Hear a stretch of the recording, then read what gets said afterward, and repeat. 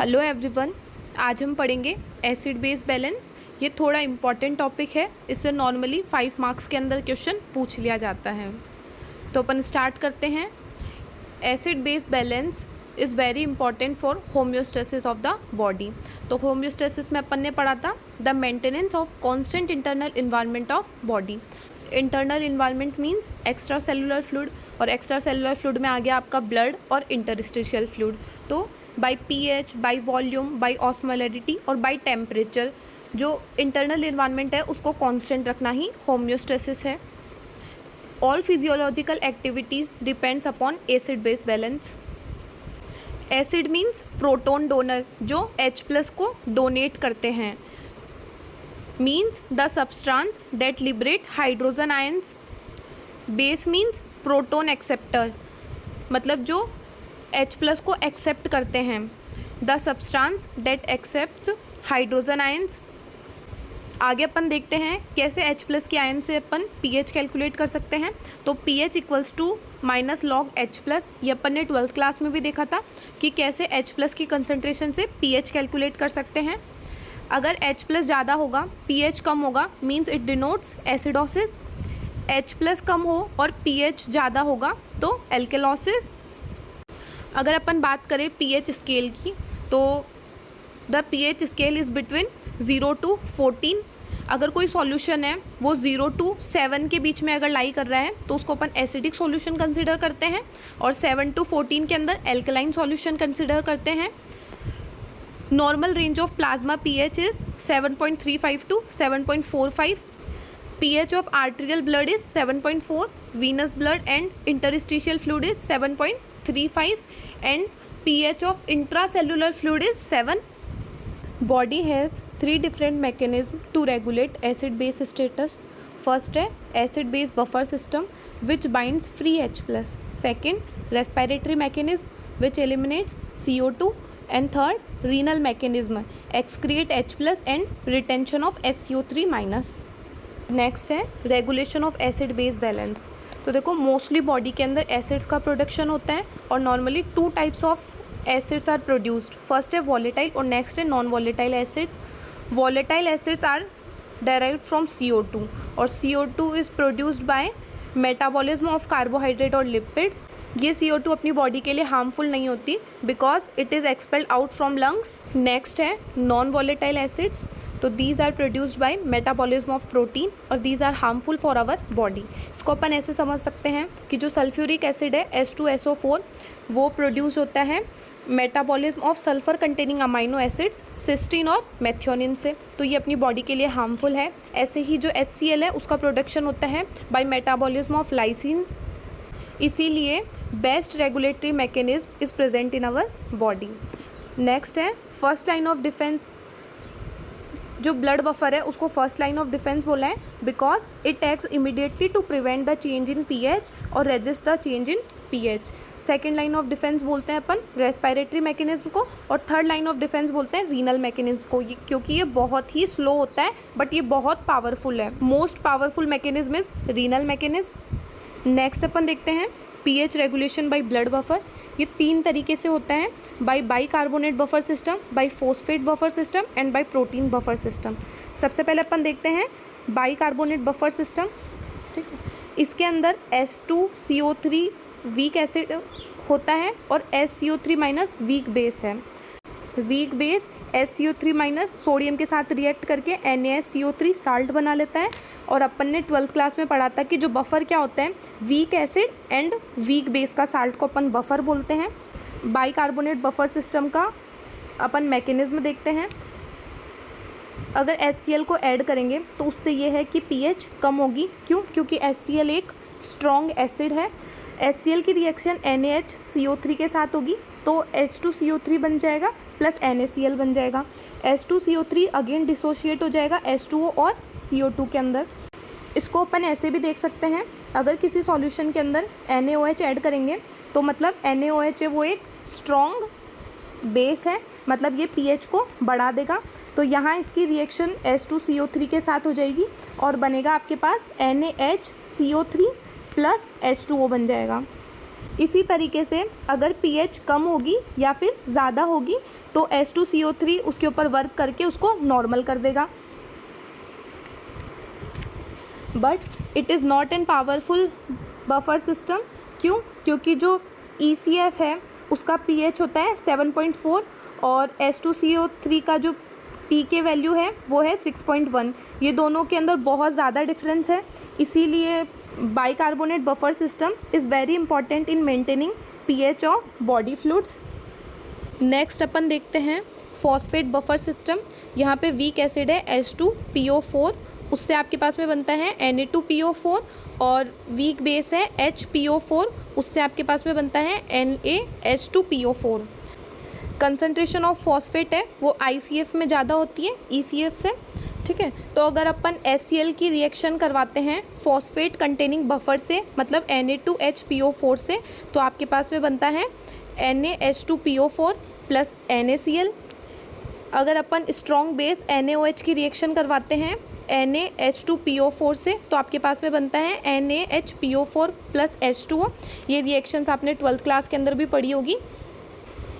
ये जो buffer system है ये more powerful than bicarbonate buffer system. क्यों? क्योंकि जो इसकी pK वैल्यू है वो है 6.8 और जो बॉडी फ्लूइड्स होती है उनकी pK वैल्यू होती है 7.4। और ये जो बफर सिस्टम है ये मोस्टली ICF के लिए, ICF को रेगुलेट करने के अंदर काम में लिया जाता है। नेक्स्ट है प्रोटीन बफर सिस्टम। ये प्लाज्मा और RBC दोनों में प्रेजेंट होता है।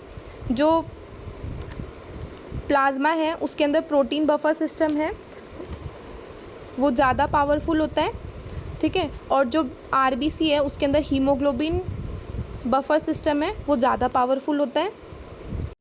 सेकंड है pH regulation bye respiratory mechanism. तो ये आपके पास में बाय रिमूवल ऑफ CO2 से होता है, बाय रिमूवल ऑफ CO2 से होता है। तो देखो इसको अपन एक तो देखेंगे एट टिश्यू लेवल और एट लंग्स। तो पहले अपन देखते हैं टिश्यू लेवल। तो CO2 और H2O रिएक्ट करते हैं कार्बोनिक एनहाइड्रेट की प्रेजेंस में, एनहाइड्रेस की प्रेजेंस में। तो आपके पास में बनता है H2CO3। अगेन H2CO3 है वो ब्रेक होता है H+ और SCO3- के अंदर। ये जो H+ है ये हीमोग्लोबिन के साथ में रिएक्ट करके HHB बनाता है, और एट लंग्स लेवल जो HHB है वो ऑक्सीजन के साथ रिएक्ट करके HbO2 प्लस H+ बनाता है। यही H+ वापस HCO3- के साथ कंबाइन होके H2CO3 बनाता है। H2CO3 वापस ब्रेक हो जाता है CO2 और H2O के अंदर। इन रिएक्शंस को आप एक बार अच्छे से देख लेना। थर्ड है pH regulation bye renal mechanism. तो ये 4 एक्टिविटीज़ से होता है। फर्स्ट है H+ excretion, next SCO3- retention, third है ट्राइट्रिपल acids excretion. Tritriple acids means the acids that can lose one or more H+ ions in acid base reaction. Fourth है NH4+ excretion. First अपन देखते हैं H+ excretion. CO2 और H2O की reaction carbonic anhydride की presence में होगी तो H2CO3 बनेगा। H2CO3 अगेन डिसोशिएट होगा SCO3- और H+ के अंदर। H+ और Na+ इन दोनों आयंस का एक्सचेंज होगा। H+ ट्यूबुलर लूमेन में जाएगा और Na+ PCT के अंदर जाएगा। Na+ और SCO3- दोनों ब्लड के अंदर एब्जॉर्ब होंगे, और यहाँ जो ट्यूबुलर लूमेन के अंदर H+ था ये एक्सक्रिएटेड इन यूरिन। नेक्स्ट है H2CO3- रिटेंशन। तो SCO3- है वो फिल्टर्ड इन ल्यूमेन, और ये यहाँ पे ट्यूबुलर लूमेन के अंदर H+ के साथ रिएक्ट करके H2CO3 बना लेगा। ये अगेन डिसोशिएट होगा CO2 और H2O के अंदर, क्योंकि ये वीक बेस है, सॉरी वीक एसिड है। CO2 और H2O PCT के अंदर एब्जॉर्ब हो जाएंगे, और इससे ये आगे की तरफ आगे और रिएक्शन होगी। इसी तरीके से SCO3- का रीएब्जॉर्ब या रिटेंशन होगा। नेक्स्ट अपन देखते हैं ये ब्लड है, ये DCT और कलेक्टिंग डक्ट है, ये ल्यूमेन है। तो यहाँ अगर अपन देखते हैं तो वापस CO2 और H2O की रिएक्शन होगी, तो इससे बनेगा H2O। अगेन ये डिसोशिएट होंगे SCO3- और H+ में। यहाँ एक्सचेंज होगा H+ ल्यूमेन में जाएगा और Na+ DCT और CD के अंदर एब्जॉर्ब होगा। यहाँ पे जो Na2HPO4 है ये डिसोशिएट हो रहा है आपके पास में Na+ में और NaHPO4 के अंदर। NaHPO4 यहाँ पे H+ के साथ रिएक्ट करके बना रहा है NaH2PO4 और यही आपका एक्सक्रीटेड इन यूरिन। नेक्स्ट अपन देखते हैं NH4+ एक्सक्रिएशन। जो ग्लूटामिन है वो ग्लूटामेज एंजाइम की हेल्प से ग्लूटामेट और NH3 के अंदर ब्रेक होगा, NH3 ट्यूबुलर लूमन के अंदर एब्जॉर्ब होगा और H+ भी NH3 और H+ आपस में रिएक्ट करके NH4 बना लेंगे और ये यूरिन के अंदर एक्सक्रीटेड हो जाएगा। आप इन्हीं को एक बार अच्छे से खुद बना के देखोगे तो आपको काफ़ी अच्छे से समझ में आएंगे ये। अगर अपन प्लाज्मा पीएच की बात करें तो उसकी नॉर्मल रेंज है 7.35 टू 7.45। अगर 7.35 से कम होगा तो उसको अपन बोलते हैं एसिडोसिस, 7.45 से ज़्यादा होगा तो उसको बोलते हैं एल्केलॉसिस। SCO3- की नॉर्मल वैल्यू है 22 टू 26 मिलीमोल पर लीटर। 22 से कम होगा तो उसको अपन बोल रहे हैं मेटाबॉलिक एसिडोसिस। 26 से ज़्यादा हो रहा है तो उसको अपन बोलते हैं मेटाबॉलिक एल्केलॉसिस। PCO2 की नॉर्मल रेंज है 35 टू 45 मिलीमोल Hg। अगर 35 से कम हो रहा है तो उसको बोलते हैं रेस्पिरेटरी एल्केलॉसिस और 45 से ज़्यादा हो रहा है तो उसको अपन बोलते हैं रेस्पिरेटरी एसिडोसिस। इसके अंदर एक बार आप थोड़ा वैल्यूज़ का ध्यान रखना। नेक्स्ट अपन देखते हैं रेस्पिरेटरी एसिडोसिस और रेस्पिरेटरी एल्केलॉसिस। ये बहुत ही इंपॉर्टेंट टॉपिक है। तो देखो एसिडोसिस से अपन समझते हैं कि पीएच का कम होना, मतलब H+ की कंसंट्रेशन ज़्यादा होना। H+ की कंसंट्रेशन कब ज़्यादा होगी? जब PCO2 ज़्यादा होगा। तो इसको हाइपोवेंटिलेशन भी बोलते हैं, means lungs fail to expel CO2। तो CO2 एक्यूमुलेट इन ब्लड, इसीलिए CO2 और H2O की रिएक्शन होगी और बनेगा H2CO3। H2CO3 को रेस्पिरेटरी एसिड बोल रहे हैं और यहाँ पे बनेगा H+ और SCO3- में डिसोशिएट होगा H2CO3। इसी तरीके से अगर CO2 की कंसंट्रेशन ब्लड में ज़्यादा होगी तो H+ ज़्यादा से ज़्यादा बनेगा। H+ की कंसंट्रेशन ज़्यादा हो जाएगी ब्लड में, उससे पीएच कम हो जाएगा। ये होता है आपके पास में एम्फाइसीमा में, लंग डिजीज़ में और निमोनिया के अंदर। नेक्स्ट अपन देखते हैं respiratory alkalosis means hyperventilation, excess loss of CO2 from body. अगर CO2 का एक्सेस लॉस होगा तो CO2 का अगर एक्सेस लॉस होगा तो SCO3- का फॉर्मेशन, H2CO3 का फॉर्मेशन कम होगा। H2CO3 का फॉर्मेशन कम होगा तो उससे H+ की कंसंट्रेशन कम होगी। इसका मतलब pH ज़्यादा होगा और PCO2 भी कम होगा।